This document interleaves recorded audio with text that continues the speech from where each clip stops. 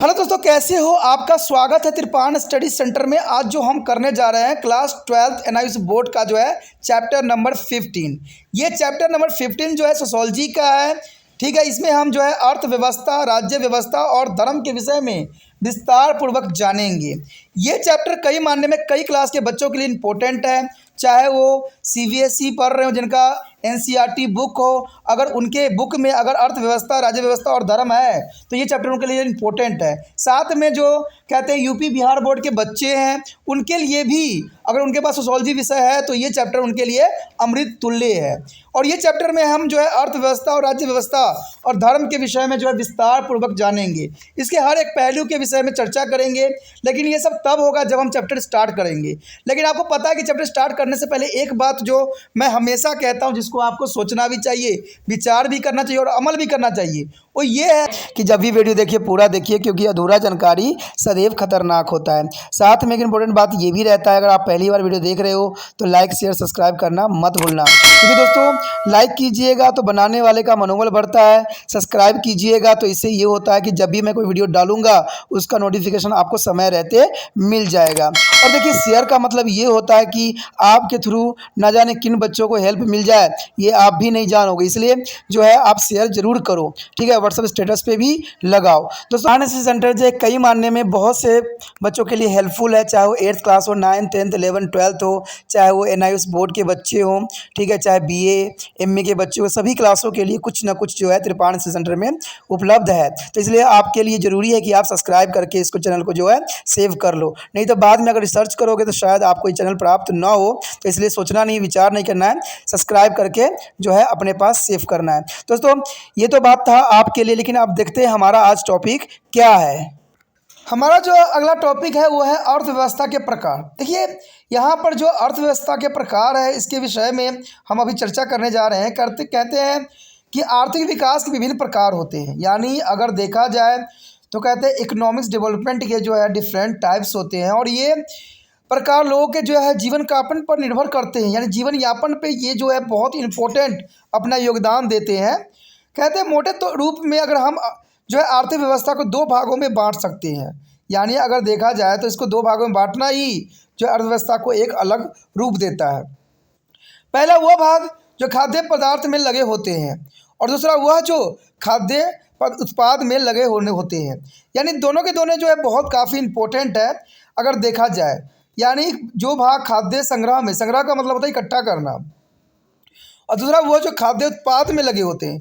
एक संग्रह में लगा होता है तो एक उत्पाद में लगा होता है। पहली बात करें अगर भोजन संग्रह के लिए, तो कहते हैं भोजन संग्रह को प्राकृतिक स्रोत से भोजन प्राप्ति से परिभाषा किया जा सकता है। यानी भोजन जो है कई मायने में अगर हम संग्रह करते हैं, इकट्ठा करते हैं, तो उसके लिए प्राकृतिक जो है व्यवस्था ही सबसे इम्पोर्टेंट माना गया है। अगर उदाहरण स्वरूप देखें तो जंगल में जो होते हैं पौधे, पशु, हर तरह के जीव जंतु, हर तरह के औषधि, हर तरह के फल फूल हमें मिल जाता है। एक ऐसा समय था जब सारा समाज भोजन संग्रह में बना हुआ था, और वास्तव में मनुष्य के इतिहास में भोजन संग्रह बहुत ही बड़ी जो है अवधि में देखी गई है। यानी कहते हैं पुराने समय में जो भोजन संग्रह करने का जो दायित्व था वो स्त्रियों के लिए था, लेकिन पुरुषों का लिए था शिकार करना। वो शिकार करके आते थे और स्त्रियां जो होती थी हर तरह के घर में कार्य करती थी, संग्रह करके जो है उन चीज़ों को व्यवस्थित करती थी। तो ये भोजन संग्रह का जो विषय है वो पुराने समय से है, और सारे के सारे जो आदिवासी लोग होते हैं वो जंगल पे आश्रित होते हैं, और उन्हीं जंगलों से जो है अपना भोजन के हर एक आवश्यक चीज़ों इकट्ठा करते हैं। और इवन कि वो कहते हैं दवाई मेडिसिन भी उनको जंगलों से ही प्राप्त हो जाती थी। कहते हैं समय की गति के साथ में भोजन संग्रह कम होता गया, लेकिन दुनिया के कुछ समुदाय में लोग आज भी शिकार, खाद्य संग्रह और मछुआई पर निर्भर रहते हैं। यानी बहुत सी जनजाति जो है आज भी शिकार कर रही है, खाद्य संग्रह कर रहे हैं और जो है मछलियां पकड़ रही है, और इन पर वो निर्भर भी है। खाद्य संग्रह करने वाले मुख्य रूप से दक्षिण अफ्रीका के कलहाड़ी रेगिस्तान के जो है इवोटी भाग में इटुरी जंगलों में पाए जाते हैं। इनमें ऑस्ट्रेलिया की विभिन्न जनजाति, अफ्रीका के कायर, एक्सोमो और एंडोमान टापुओं के जो है आदिवासी सम्मिलित हैं। इनका सारे के सारे कार्य जो होते थे खाद्य इकट्ठा करने में इनका समय व्यतीत होता था, जो कि बहुत ही इम्पोर्टेंट था। और इनकी दिनचर्या भी जो होता था शिकार, खाद्य संग्रह और मछली पकड़ने में व्यतीत हो जाता था। उसके पश्चात आता है खाद्य उत्पादन। वो जो था हमारा खाद्य संग्रह था, लेकिन यहाँ पर जो है खाद्य उत्पादन है। कहते हैं ऐसा विश्वास किया जाता है कि लगभग 10,000 वर्ष पूर्व खाद्य उत्पादन आरंभ हो गया था, यानी 10,000 वर्ष पूर्व खाद्य का उत्पादन होना शुरू हो गया था। और ये आदिवासियों में देखने को मिला, क्योंकि उनको जब खाद्य पदार्थ वो इकट्ठा रहने लग गए तब उन्होंने खाद्य उत्पादन भी करने लग गए थे। यह एक क्रांतिकारी परिवर्तन था, क्योंकि पहले के समय में खनाबदोश होता करते थे, एक जगह से दूसरे स्थान पर चले जाया करते थे, इसलिए इनको हम खनाबदोश कहा करते थे। लेकिन कहते हैं समय में के साथ इन्होंने क्या किया, एक जगह इकट्ठा कर रहना शुरू कर दिया और उन्होंने क्या किया, कृषि करना सीख लिया। इससे एक क्रांतिकारी परिवर्तन देखने को मिला। कई समुदायों में लंबे चौड़े पृथक भौगोलिक क्षेत्र में खेती करना इन्होंने आरंभ कर दिया और पशुओं को पालतू बनाना शुरू कर दिया, जिसकी वजह से इनके सारे कार्य जो थे सरल हो गए और सुगम हो गए। घरेलू पौधों जो उगाना आरंभ कर दिया। आज दुनिया का बहुत से लोग भोजन के लिए घरेलू पौधे और पशुओं को अपने जीवन का अंग समझने लग गए हैं। समाजशास्त्री ने भी 3 प्रकार के खाद्य उत्पादन व्यवस्था के अंतर को समझाया है। उन्होंने 3 बातों को जो है मुख्य रूप से इन्होंने लिया है। एक उद्यान कृषि था, एक गहन कृषि था और एक पशुचरण था, क्योंकि ये सारे के सारे जो खाद्य उत्पादन में अपना विशिष्ट योगदान देते थे, जिसमें खाद्य कृषि, गहन कृषि और पशुचरण। अब देखते हैं हमारा पहला पॉइंट। कहते हैं उद्यान कृषि में हमारा तात्पर्य उन सभी प्रकार की फसलों से होती है जिसमें अपेक्षित रूप से सामान्य तकनीकी और भौतिक संस्कृति का उपयोग होता है। यानी यहाँ पर अगर समझा जाए तो कहते हैं सामान्य तकनीकी और भौतिकी संस्कृति का यहाँ उपयोग देखने को मिलता है। उद्यान कृषि खेती बाड़ी के अस्थायी खेती के सभी स्वरूपों को जोड़ा जाता है, यानी हर एक स्वरूप को जो है यहाँ पर जोड़ा जाता है। उत्पादन की इस व्यवस्था में जो तरीके प्रायः काम में लिए जाते हैं उनमें जो है खोदन, बाली, लकड़ियाँ, ठीक है, दाली और कुल्हाड़ी सारे कुछ जो है आता है। यानी इससे क्या होता है, उद्यान कृषि की जा सकती है। हल और ट्रैक्टर का उद्यान कृषि से कोई संबंध यहाँ पर नहीं था, यानी हल ट्रैक्टर का यहाँ पर उपयोग नहीं किया जाता था। उद्यान कृषि में भूमि की उर्वरकता को बढ़ाने के लिए कोई विधि काम में नहीं ली जाती थी, और जैसा कि गहन कृषि में होता था, इस तरह से बनावटी ढंगों से जो है उद्यान कृषि की जो है ज़मीन को उपयोगी नहीं बनाया जा सकता था, जो कि बहुत ज़रूरी था। तो यानी कह सकते हो उर्वरकता को बढ़ाने के लिए विविध कामों नहीं की जाती थी, और इसमें गहन कृषि में ये सब देखने को मिलता था। बात यदि करें हम उद्यान कृषि को हम 2 भागों में बांट सकते हैं। इस बात पर अगर हम चर्चा करें तो ये बात पूरी तरह से साफ हो जाता है कि एक भाग है जहाँ पैदा होने वाली पेड़ लंबे होते हैं, और दूसरा भाग वह होता है जो अधिक सामान्य होता है और जिसे गहन खेती का भाग समझा जाता है। इसमें ज़मीन के थोड़ी अवधि के लिए कृषि किया जाता है और करने का भी प्रावधान है। इसके बाद इसे थोड़े समय के लिए आधा छोड़ भी दिया जाता है। इन अवधि में ज़मीन को जोता नहीं जाता है और जंगली पौधे इस पर उगते हैं, और जब इस जंगली पौधे उग जाते हैं तो पर्याप्त रूप से बढ़ते चले जाते हैं। तब खेती बाड़ी धनी हो जाती है और कृषक जो है भूमि पर कई प्रकार की फसलों को ले लेते हैं, और इसके बाद किसान कुछ सालों के लिए इसे खाली छोड़ देते हैं, खाली करना पड़ता है, और ये तब फसल का यह चक्र फिर दोहराया जाता है। यानी अगर देखा जाए उद्यान कृषि करने का सबसे अच्छा तरीका यही यहाँ पर बताया गया है कि उसमें हम कृषि करते हैं और जब तक इसकी उर्वरकता क्षमता होता है तब तक हम इस उपयोग करते हैं। लेकिन उसके पश्चात इसमें हम जो क्या करते हैं, कुछ जंगली पौधे उगा देते हैं और उसमें हल चला देते हैं, जिसकी वजह से सारे के सारे जो होते हैं मिट्टी के अंदर दब जाते हैं, और मिट्टी में दबने से क्या होता है वो खादों के रूप में जो है व्यवस्थित हो जाती है, जिससे हम कोई और फसल लगा के हम कृषि उत्पादन कर सकते हैं, जो कि बहुत उद्यान कृषि के अंतर्गत आता है। कहते हैं स्थानांतरित कृषि के महत्वपूर्ण प्रकार यह है कि ब्राज़ील में जो है अमेजोन के कैरपल और इक्वेडोर के जिवारो, दक्षिण पैसिफिक के जो है समोआन और भारत के बेगों के माल पहाड़ियाँ इसके उदाहरण हैं, जहाँ पर इस तरह की कृषि जो है किया जाता था।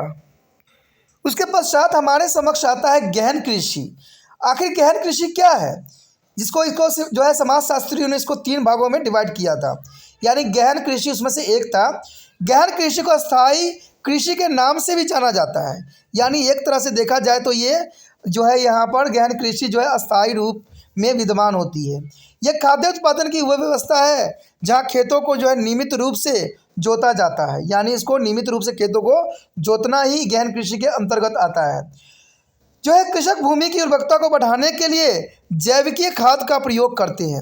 जैविकीय खाद का मतलब होता है दोस्तों कि हम यहाँ पर रसायन का उपयोग ना करके हम जो है जीव जंतुओं का इस्तेमाल करते हैं। जैसे आपको पता है कि केचुआ जो होता है किसानों के लिए फ्रेंड माना जाता है। यानी ये फार्मर फ्रेंड होते हैं क्योंकि ये मरने के बाद भी नाइट्रोजन जो है ज़मीन में छोड़ देते हैं। और नाइट्रोजन के कारण क्या होता है, नाइट्रोजीकरण हो जाता है या नाइट्रिफिकेशन हो जाता है, जिसकी वजह से जो है भूमि में उपजाऊ क्षमता आ जाती है। तो इसलिए जैविक चीज़ों का इस्तेमाल करना ही इसमें प्रायोरिटी दी जाती है। जैसे पशु का गोबर और मनुष्य का मल भी हो जाता है। कहते हैं कि पशु का गोबर जो होता है उसमें बहुत तरह के इसके मैन्यूर फर्टिलाइजर के अंतर्गत आता है। यानी इसमें बहुत उर्वरक क्षमता होती है और इससे कृषि को भी बढ़ाया जा सकता है। लेकिन आज आधुनिक युग हो गया है। आज व्यक्तियों को अधिक से अधिक उत्पादन की आवश्यकता हो गई है। इसलिए वो क्या करते हैं, कैल्शियम, फास्फोरस, नाइट्रोजन जैसे पदार्थों का यूज़ करते हैं और जो है कृषि को ये तबाह करते हैं। लेकिन आज जो है गोबर का खाद, मनुष्य का मल जो कि बहुत ज़रूरी भी है और इससे उर्वरकता बनी हुई रहती है। खेतों की सिंचाई की जाती है और मानसून की बारिश के अतिरिक्त जो है किसान सिंचाई के लिए नदी नालों का उपयोग भी करने लग गए हैं। यानी देखा जाए तो पुरातन समय में जो सिंचाई के लिए जो है मानसून पर जो है किसानों को निर्भर रहना पड़ता था। लेकिन आज के समय मानसून पर निर्भर न रह के आज जो है हम सिंचाई के लिए जो है नदी नालों का उपयोग करने लग गए हैं। यहाँ तक कि ट्यूबवेल का भी उपयोग किया जाता है जिससे जो है कृषि के लिए सिंचाई किया जा सकता है। कहते हैं गहन कृषि में तकनीकी का एक बहुत अधिक जटिलता लिए हुआ है। यानी गहन कृषि में जो है तकनीकों का सर्वदा अधिक उपयोग होने लग गया है क्योंकि इससे जो है उत्पादन कई गुना जो है बढ़ता चला जा रहा है। और उत्पादन बढ़ाने के लिए टेक्नोलॉजी का भी इस्तेमाल करना एक आम बात बन गई है। इसमें खुदाई किए गए लकड़ियाँ या कुदाली की अपेक्षा हल का उपयोग किया जाता है। ठीक है, ये तो कुछ कहते समय पहले की बात है जहाँ पर लकड़ियों की जगह पर कुदाली और अपेक्षा हल का उपयोग करना स्वाभाविक बात था। लेकिन आज के समय में इससे भी आधुनिकता में बदलता जा रहा है जहाँ पर आज ट्रैक्टर, थ्रेशरों का इस्तेमाल किया जा रहा है इन कामों के लिए, जो कि आधुनिकता का सबसे बड़ा यहाँ पर परिचालक है। और इससे काफ़ी गहन कृषि भी होती है और इससे जो है जनसंख्या की पूर्ति भी हो जाती है। तो कहते हैं जैसा समय बदलता जाता है वैसे जो है हमारा उद्यान कृषि यानी गहन कृषि या उद्यान कृषि सब चीज़ों में बदलाव देखने को मिलता है। इसी बात से जो है हमारे अर्थशास्त्री इनको 3 भागों में बांटा था। गहन कृषि के विकास में जो है यंत्रीकरण आ गया है जहाँ पर ट्रैक्टर का प्रयोग होता है और जानवरों की शक्ति के बजाय यांत्रिक शक्ति को काम में लिया जाता है। अब देखिए पुराने समय में एक बैल जो होती थी उसकी बहुत कीमत हुआ करता था क्योंकि कभी कभी आपने सुना भी होगा कहू का बैल। कहू का बैल का मतलब होता है अधिक परिश्रमी। तो वहाँ पर बैलों का अधिक परिश्रमी के रूप में लिया जाता था। लेकिन आज के समय में जहाँ पर इन्होंने आधुनिकता ले लिया है उन पशु को जो इस कार्य में संलग्न थे आज वो बेचारे रोडों पे घूमने लग गए हैं क्योंकि उनका उपयोग ही नहीं है। आपने मदर इंडिया भी फिल्म देखा होगा जहाँ पर एक बैल की वजह से जो है मदर इंडिया जो बनी हुई थी उनको जो था एक बैल बनना पड़ गया था, उनके बच्चों को भी बैल बनना पड़ गया। गाय के बच्चे जो कि बैल बन सकते हैं आज वो ऐसे ही रोड पे मारे जाते हैं, जो कि बहुत गंभीर समस्या है और बहुत ही बड़ा विडंबना है क्योंकि आज जो है हम जानवरों की शक्ति का उपयोग नहीं कर रहे हैं क्योंकि हमें लगता है कि जानवरों की शक्ति का उपयोग करने से हमें बहुत समय की बर्बादी होगा। इसलिए हम क्या करते हैं आजकल यांत्रिक शक्तियों का उपयोग करने लगे हैं, ट्रैक्टरों का यूज़ करने लग गए हैं, थ्रेशरों का यूज़ करने लग गए हैं। तो ये सारी जो है आधुनिकता की प्रचार है। लेकिन आधुनिकता के चक्कर में जो है जीव जंतु जो है यहाँ पर नष्ट होते जा रहे हैं, उनका कार्य भी छीनते चले जा रहे हैं जिसकी वजह से उनका जो है समाज में भी सही रूप नहीं मिल रहा है। कहते हैं गहन कृषि एक परिणाम यह हुआ है कि लोग बड़े बड़े गाँव में बस गए हैं, साथ ही औद्योगिक समुदाय के लोग पारंपरिक संबंधों में बस गए हैं। उद्यान कृषि के लोग गहन कृषि की तुलना में छोटे समूह में रहने लग गए हैं और एक जगह से दूसरे जगह पर आने जाने लग गए हैं और इस बात पर निर्भर है कि उनके पास खेती करने को कितना ज़मीन है। तो ये भी बात देखने को मिलता है कि जिनके पास ज़मीन है वो कृषि जो है सुचारू रूप से कर सकते हैं और कृषि का जो उत्पादन भी आसानी से कर सकते हैं। उसके पश्चात है पशुचारण यानी पशु के द्वारा। देखिए कहते हैं लोगों का वह समुदाय है जो है जानवरों को पालतू बनाता है, और उसे हम पशुचारण कहते हैं, यानी पशुओं को जो है पालतू बना के उनके अपने लिए उपयोग करना। कहते हैं गृहस्थ लगभग शुष्क और रेगिस्तानी क्षेत्र में रहने वाले प्रभावशाली तरीके होते हैं। पशुपालक पशुओं की नस्ल के से मांस, दूध, ऊन, खाद एवं ईंधन के लिए रखते हैं। यानी देखा जाए तो पशु जो है कई मायने में इंसानों के लिए बहुत ही फायदेमंद है, चाहे वो मांस के रूप में प्राप्त हो या दूध के रूप में, चाहे ऊन या खाद या ईंधन के रूप में। ये सारे के सारे चीज़ें जो होती हैं हमें पशु से ही प्राप्त होती है। इसे पशुचारण के रूप में जो है पशुओं को लोगों द्वारा पाला जाता है और इसका जो है अच्छा काफ़ी उनको आमदनी भी हो जाती है। देखा जाए तो शिकार और खाद्य संग्रह की तरह पशुपालन आत्मनिर्भर नहीं है, लेकिन कहते हैं ये बात तो बहुत बड़ी विडंबना हो गई कि शिकारी और खाद्य संग्रह की तरह पशुपालन जो है आत्मनिर्भर नहीं है। इसका कारण यही है कि ये अपनी उपज और पशुचारण के साथ विनिमय भी करते हैं। इस भांति जो है पशुपालक अपने जीवित रहने की व्यवस्था पक्की कर लेते हैं, और दूसरे शब्दों में पशुपालक अपना आर्थिक विनिमय गैर पशुपालकों के साथ भी करते हैं। पशुपालक सामान्यतः अपने जानवरों को व्यापारियों को बेचते हैं, और इस तरह ये जानवर जो है कत्ल खाने पहुंच जाते हैं। ये पशु उनके लिए भी बेचे जाते हैं जिस व्यापारी बेचते हैं। कुछ पशुपालक दूध को भी बेचते हैं या घी बनाकर बेचते हैं, लेकिन इनमें से कई जो होते हैं इसे उपयोग के लिए भी रखते हैं। यानी ये पशुपालक समुदाय मध्य पूर्व जो है ईरान और पसारी जो है कंस्कोडियम्स के स्प्ले और भारत के रबरी और गद्दी भी हैं। तो कहते हैं आज पशुओं को जो है बहुत मात्रा में उपयोग किया जा रहा है, उनके हर चीज़ों का जो है सही मायने में उपयोग किया जा रहा है। तो इसलिए जो है ये भी एक समाज के लिए बहुत ही इम्पोर्टेंट और व्यापक रहेगा। यदि हम बात करें अगले पॉइंट का, तो इसमें यही बात बताया गया है कि सरल और जटिल समाजों की अर्थव्यवस्था का एक तुलना, कि सरल और जटिल समाजों की अर्थव्यवस्था कैसी है। क्योंकि हमारा टॉपिक अर्थव्यवस्था है, इसलिए अर्थव्यवस्था के हर पहलू के विषय में जानना आपके लिए अत्यंत महत्वपूर्ण ही रहेगा। खाद्य संग्रह और खाद्य उत्पादन को जो है उदय विकसित परंपराओं में देखा जा रहा है। आर्थिक व्यवसाय के जो है उद विकास में पहली अव्यवस्था खाद्य संग्रह की ही होती है, इसके बाद खाद्य उत्पादन आया है। लेकिन इसका अर्थ ये नहीं है कि जब खाद्य उत्पादन आरंभ हो गया तब खाद्य संग्रह की व्यवस्था पूरी तरह से समाप्त भी हो गई। वास्तविकता यही है कि कई वर्षों तक खाद्य संग्रह और खाद्य उत्पादन की विभिन्न व्यवस्था चलती रही है। आज वह व्यवस्था जो है खाद्य संग्रह धीरे धीरे कम हो रहा है और थोड़े समय बाद समाप्ति भी हो जाएगा। यानी इसमें कोई दो राय नहीं है। देखिए, जब से विकास में हम गए हैं तब से जो है हम खाद्य व्यवस्था को पूरा करने के लिए हर संभव कोशिश किए हैं। खाद्य संग्रह हो या खाद्य उत्पादन हो, हमने हर चीज़ों में जो है अपने आप को दबदबा यहाँ पर रखा है, जिसकी वजह से जो है खाद्य संग्रह धीरे धीरे कम होता चला गया है। और आज जो है लोग खाद्य संग्रह करते नहीं हैं, सिर्फ पैसे जो है इकट्ठा करने में लगे रहते हैं। लेकिन आज की दुनिया में अब भी हमें शिकारी अवस्था और खाद्य संग्रह चल रहे हैं, लेकिन ये कहना कि ये पूरी तरह से ख़त्म हो गया है ये गलत होगा, क्योंकि आज भी आदिवासी लोग हैं जो खाद्य संग्रह कर रहे हैं और दोनों व्यवस्था साथ साथ चल रहा है। इस संबंध में हम ऑस्ट्रेलिया के आदिवासी का उल्लेख कर सकते हैं। उनमें से कई लोग आज भी शिकारी और खाद्य संग्रह कर रहे हैं, और यह सब तब हो रहा है जबकि लोग विकसित और औद्योगिक ऑस्ट्रेलिया के समाज में रह रहे हैं। तो ये कहते हैं कुछ लोग जो है अभी भी अपने आप को बदल नहीं सके हैं। उनका मानना है कि बदलना हमारी फितरत नहीं है, क्योंकि जब नेचर नहीं बदलती है अपना रूप तो हम क्यों बदले। इसलिए आज ऑस्ट्रेलिया जैसे बड़े बड़े विकसित समाज में भी आपको जो होगा शिकारी और खाद्य संग्रह करने वाले जो है आदिवासी आपको दिख जाएंगे। सरल समाजों में अर्थव्यवस्था के प्राकृतिक जो प्रारंभ की है, इसका मतलब इन समाजों में उत्पादन उपभोग के लिए होता है। यानी देखा जाए तो कोई भी समाज हो, उत्पादन हम इसलिए करते हैं क्योंकि हम उसका उपभोग कर सके।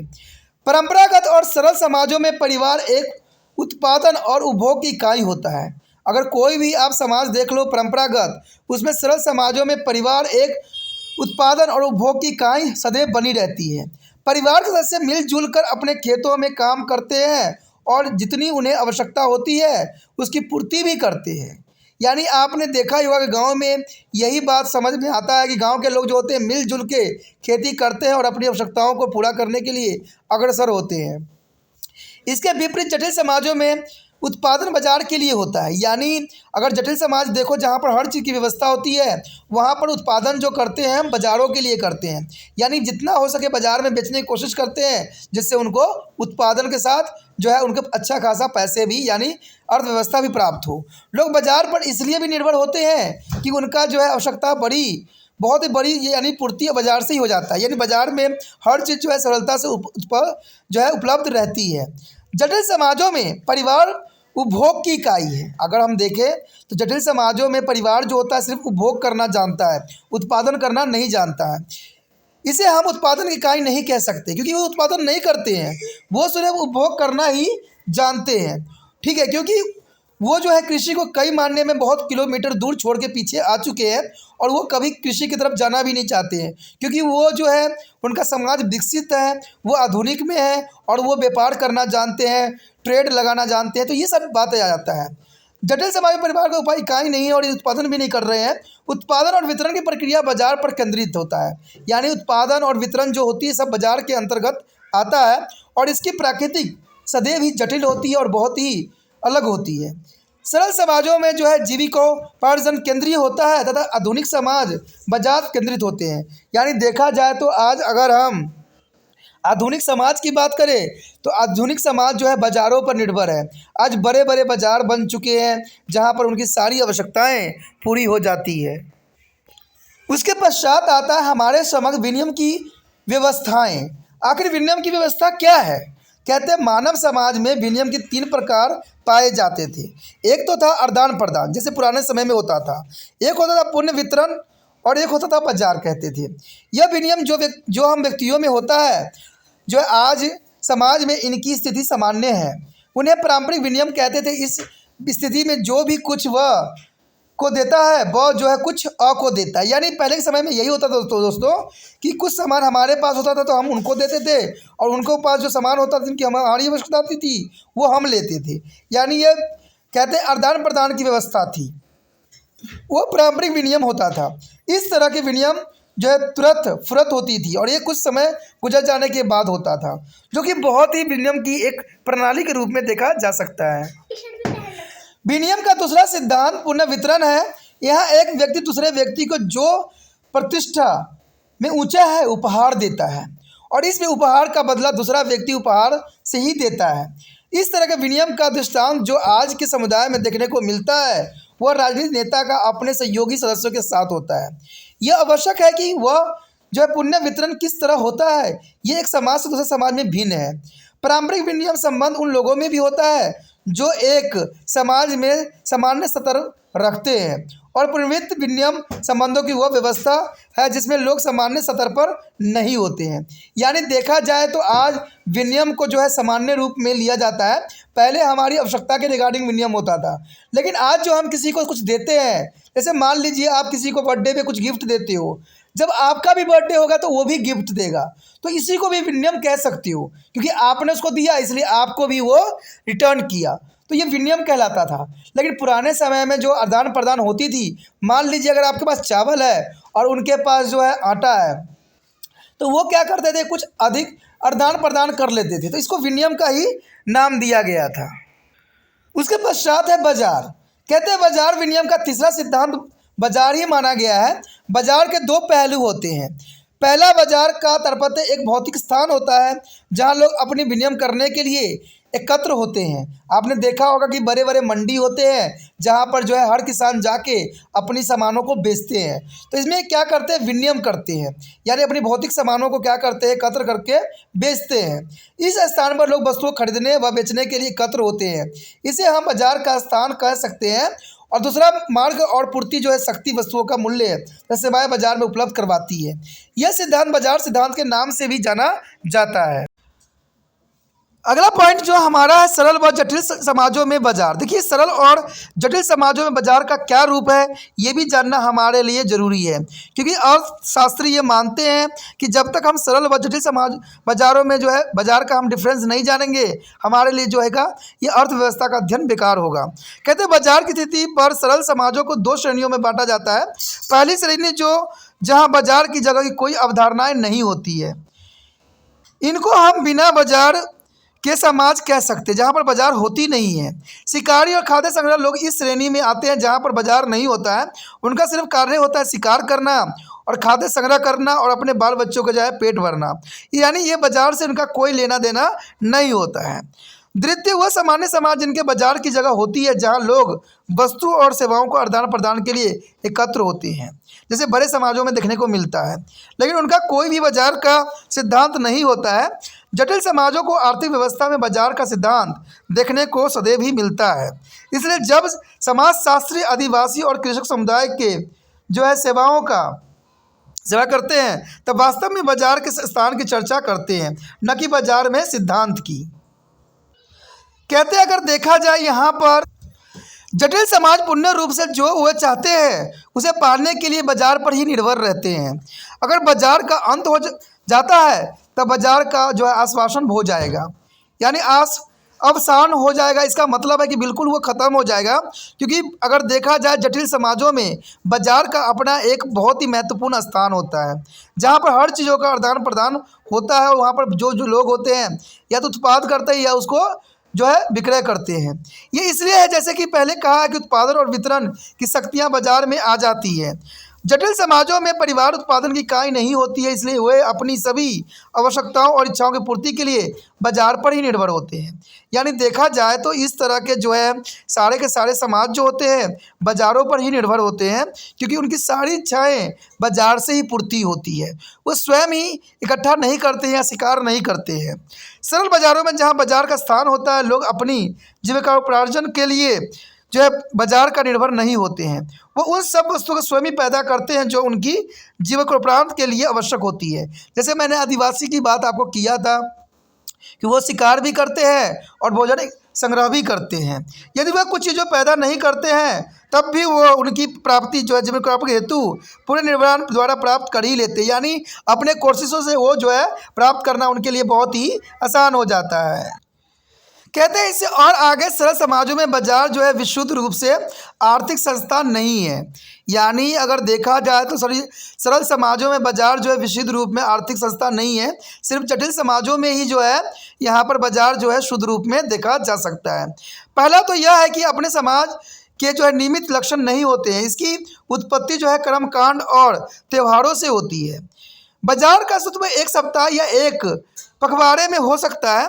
बाजार में आने वाले लोग खरीदने वाले और बेचने वाले होते हैं, जो इस तरह के जटिल समाजों के बाजार को बनाते हैं।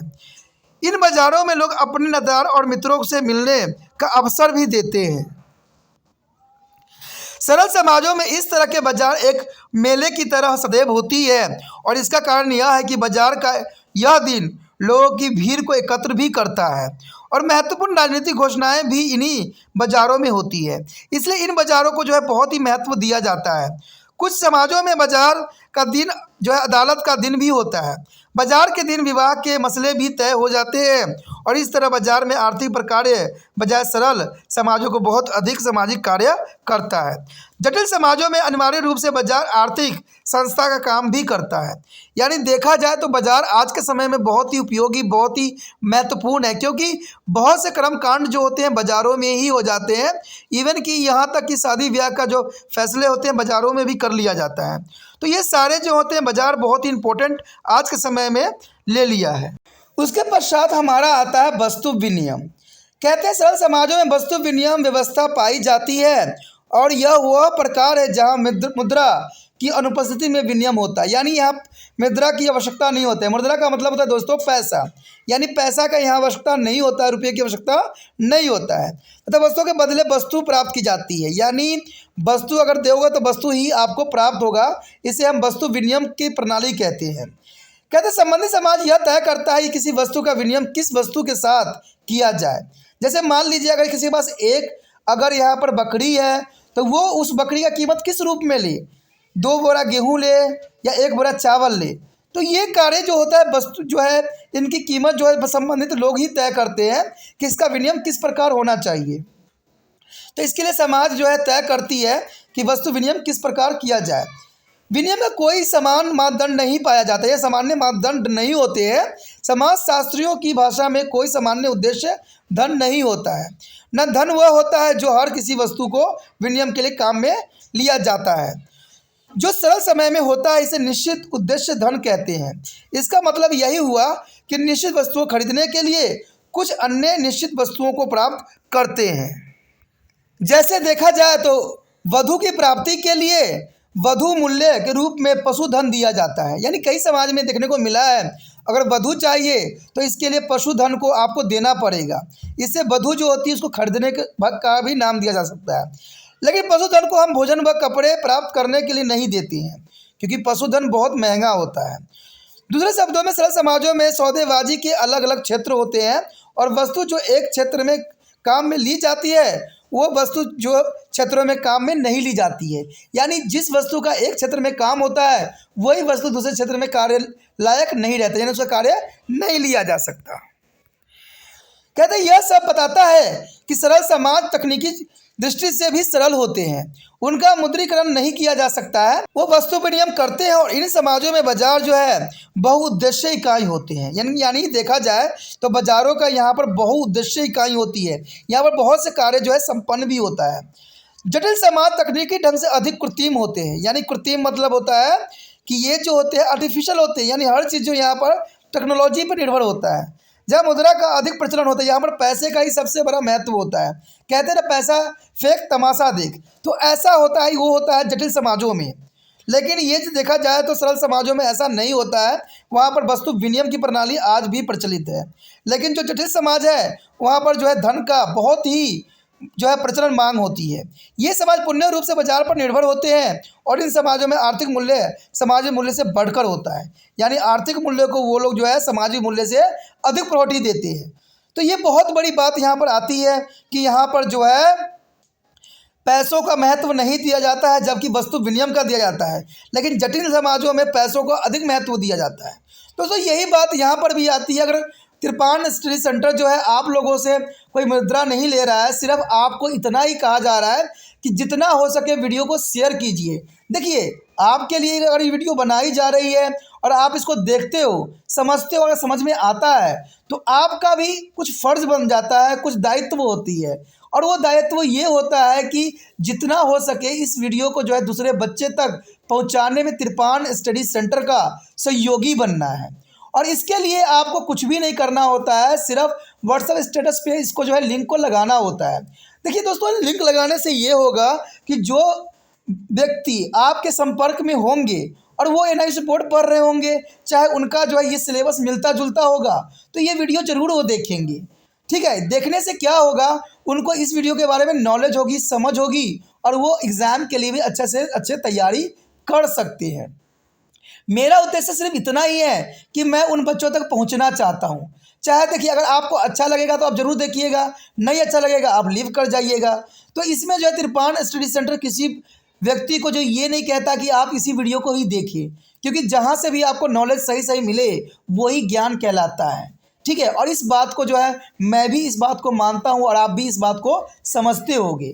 लेकिन अगर आपके द्वारा अगर व्हाट्सएप स्टेटस पे लगाने से किसी व्यक्ति को अगर हेल्प मिल जाता है तो ये आपके लिए बहुत ही बड़ा अचीवमेंट होगा, क्योंकि आपके द्वारा किसी व्यक्ति को ये वीडियो मिला है और वो व्यक्ति आपको शुक्रिया अदा करेगा, मुझे नहीं करेगा, क्योंकि मैं तो सिर्फ बना के रख दिया हूँ। कहते हैं परोस दिया गया है और उनको खाने वालों की आवश्यकता है, तो खाना जब तक वो खाएंगे तब तक बात नहीं बनेगा। तो मैंने तो सिर्फ इसको बना के रख दिया है, और खाने बना के रख देने से नहीं होता है, उसको डिस्ट्रीब्यूट करने से भी होता है, बांटने से भी होता है।